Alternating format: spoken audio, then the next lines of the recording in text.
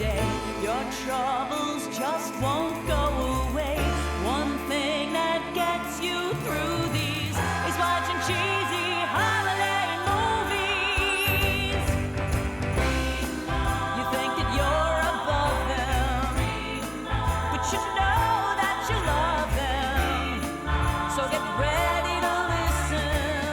Now here comes Kevin and Kristin. Oh yeah.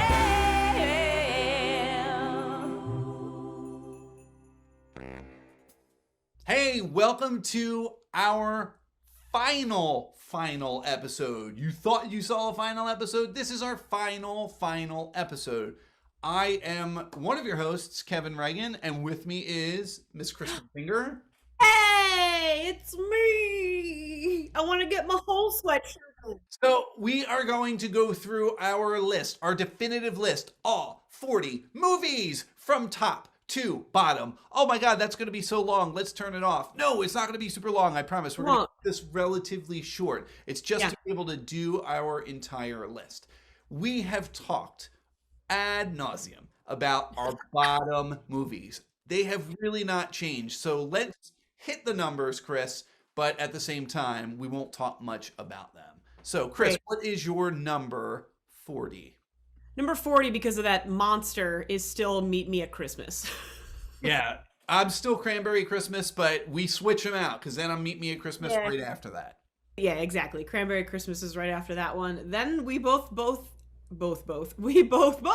have Heart of the Holidays and Chateau Christmas going up. Yeah. It's funny too because there is a new movie coming out with Luke McFarlane in the new year, and it looks like The Cutting Edge with Dean Sweeney and Moira Kelly. And when I saw it, I was like, oh man, I might watch this. And then for a minute, I was like, should I talk to Kristin? Should we just review? And I was like, no. I will be watching it. If you want to know what I think of it, ask me later. Yeah, I'll watch it. We can write a little just like review on Facebook. We'll see what happens. We'll probably do Facebook Live or something. It'll probably be a full dance number. It's a whole new show. Remark 2021. So then for 36, I have Christmas Comes Twice, The Magical Carousel. Yeah, I have swept up by Christmas. I did not like that one. Didn't you? I actually thought it was cute. Mine's much higher. Not number one though, so don't worry about it. And then I have Unlocking Christmas. Yeah, Unlocking didn't offend me the way it did. I know Shannon and Aubrey really were not fans either. It was fine. I have mine up in the 26th spot for that one. I do have Godwink here at 35. So, Kevin, if I'm being honest, I don't remember difference between my 34th and like so many of them are interchangeable. Yeah, so we both are Glenbrook Christmas at 34. We oddly are both Project Christmas Wish at 33. So again, these are the forgettable whatever type movies. Yeah. My next one is Christmas Carousel. That is my 32. I have that one a little higher because I don't know. I just liked how fake everyone's British accent was, even though it was bad. Yeah. I just didn't like the fathers. There was no father in that movie that believed in their child. And I was like, this... Not even the Duke. Even the Duke was kind of like down on his daughter. And it was like... Yeah, he was like, hand her the paperwork. Anyway. 31, you had Godwink and I had Holly and Ivy. If I Only Had Christmas is my number 30. So is yours. And then 29, I have what I like to call Give Up the Tree. A Christmas tree grows in Colorado. I have Christmas in Vienna, because that guy still skeeves me out a bit. Then I have USS Christmas. Yeah. The only reason why it's there is because I don't really remember anything about it. There's a battleship. I have Cross Country Christmas there, just because it's one of those movies. I liked a lot of it. I liked Rachel Lee Cook. But overall, I just felt like it got stuck and never went anywhere. That's true. So do I. I have that one high, actually. I think only because of Rachel Lee Cook's performance. She was great, without a doubt. She was absolutely excellent in it. Also, she's married to one of my favorite dudes from the television program, The Originals. Give Up the Tree is my number 27. Give it up. Then I go Christmas Carousel. I was Christmas She Wrote for 27. Even our dear friend Danica McKellar wasn't enough for me to bring that up. Hey, Kevin Reagan. Even though she was great in that movie, I cannot reiterate enough, I had no problems with her. I didn't like the script, and I did not like the guy. What did you say you are? Your Angel Tree? Oh, no, you said your Christmas Carousel 26. And Yeah. I'm unlocking Christmas, yeah. I'm so confused. I feel like all I'm doing is saying the same movie over and over. I know, it does feel like that, doesn't it? Also, Hallmark, can we create some titles maybe next year without the word Christmas in it? That's just a little challenge. Yeah. It's a challenge that Remark is putting upon you, is that let's create some titles that use, well, first challenge is let's maybe up the font game, less stupid fonts, and don't use Christmas. Less dead people, and yeah, Christmas. It appeared in 34 of the 40 movie titles, which you all know from our live show of Cross Country Christmas. If you watch that, you know we played that game with Doug and Courtney. Neither of them knew the answer. We haven't done that yet. We didn't do that yet. This is it's how Hollywood works. We film it before. It's live. Merry Christmas. We released this on Christmas, but we're not recording this on Christmas. No, I'm with my family and Kevin's with his family. I'm with your family, Kristin. What? Quarantine be damned. Here I come. Ugh. I'm at the Same. door. This is our top 25. This is all. Top 25. There we go. The Angel Tree. Jingle Bell Bride. Then I go Nashville Christmas Carol. Christmas in Vienna. Christmas She Wrote. Never Kiss a Man in a Christmas Sweater. Christmas Tree Garbage. This is where Swept Up by Christmas came for me. I liked it, but I just watched it, so you know how I am. Yeah. Some of these are switched around, Kevin. I fuddled with them. I get it. Christmas in Evergreen, Bells Are Ringing, is Bells now are down to my 21. I moved that down quite a bit. I think I thought about it and then I said, I don't like it. Yeah. I'm still TikTok Christmas Time Travel. So a Timeless Christmas. Mine is right above that. Didn't I already say Timeless Christmas? Yeah, that's where your TikTok clock travel is. Yep. I am USS Christmas in that spot. Oh, and then I have right above that Christmas Bow because of Yep. that. This is where they're pretty decent. I have One Memorial Holiday. I enjoyed it, and I'd watch it. Yeah. And then we both have in our 18th spot, Love Lights Hanukkah. There's an exclamation point, so you gotta hit it that way. Yeah. Yeah, I enjoyed it. Problems without a doubt, but it's getting closer. Getting there, Hallmark. You're Getting there, Hallmark. You know what? Maybe take some of the 34 movies that have Christmas in it and add a couple more with Hanukkah at least in it. Doesn't have to be in the title. And then it starts to, I get it. Yeah. Right. Or just like, I don't know, maybe more. Anyway, I could tell them more of what they need. But I'm going to tell them what I love. Holly and Ivy in my number 17 spot. That's where I have Christmas in Evergreen. Bells are ringing. And then above that, Jingle Bell Bride, because Robbie Rowe Jr. is still jingling my bells. Speaking of jingling, I have Good Morning Christmas. That's in mine. What? Right there. Look at mine. Look at these jingly balls. You got some good balls. Yeah. Then I have, Little Christmas Charm. Used to be my number one. Is it still? Stay tuned and find out, because that's where I have A Nashville Christmas. Then I have Good Morning Christmas. You need your hat. It doesn't work if you don't. And then I have Good Morning Christmas. I have Christmas Tree Lane. Can I tell you, I have fallen in love with the Sia song, Christmas Tree Lane. Oh my God. It's like 3 years old, and it was in the beginning of Happiest Season, movie on Hulu, which I enjoyed as well. And I just love that song so much. I play it all the time. It drives my daughter crazy. It's really good. Sia's whole Christmas album I love. What are we? Lucky 13. Lucky 13. I put Cross Country Christmas. Well, how about that? I have A Christmas Bow, or The Christmas Bow. Or is it The Christmas Bow? Tune in next year.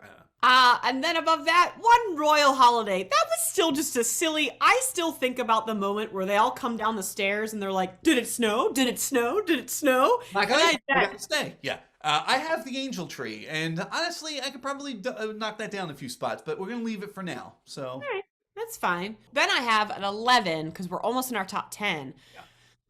Just missing the cut, Never Kiss a Man in a Christmas Sweater. So close. So close. Ashley Williams is great, but it's just...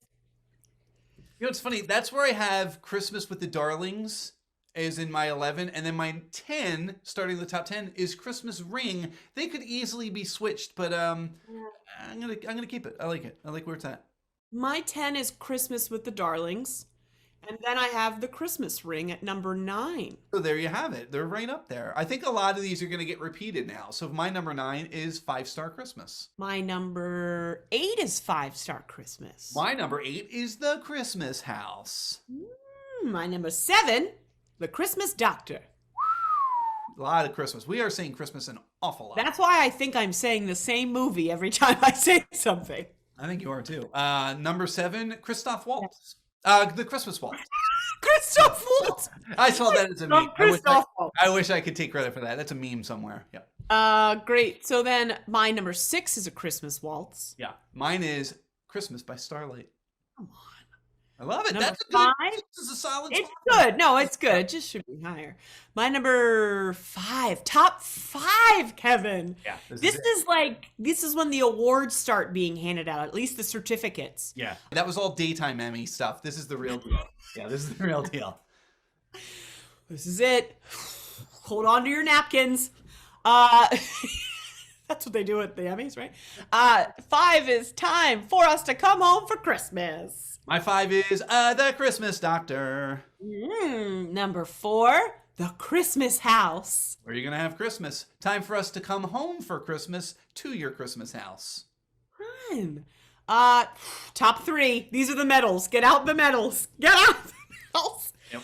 My number 3 is Christmas by Starlight. Paul Campbell can still get it. Yeah, he can. His Instagram, I didn't reply to you, but you said check out Paul Campbell's Instagram. I did. It was hilarious. He also had a joke in there that was a little mature, and I loved it. My number 3, Swy, if you had followed before, I got yelled at, and I did. I came down to earth a little bit, but I still really enjoy the movie. I don't care. Aubrey and Shannon and Kristin, you can all eat it because A Little Christmas Charm is still number 3. I can't believe you're Not giving number them the 1, though. wrong It's medal. not number 1. I know. At least you bumped it down. My goodness. Okay, Kevin, the silver medal from Kristin goes to Deliver by Christmas. Ian Bailey can always get it. Listen, so Kristin and I have a list that we actually keep running, and we can see each other's.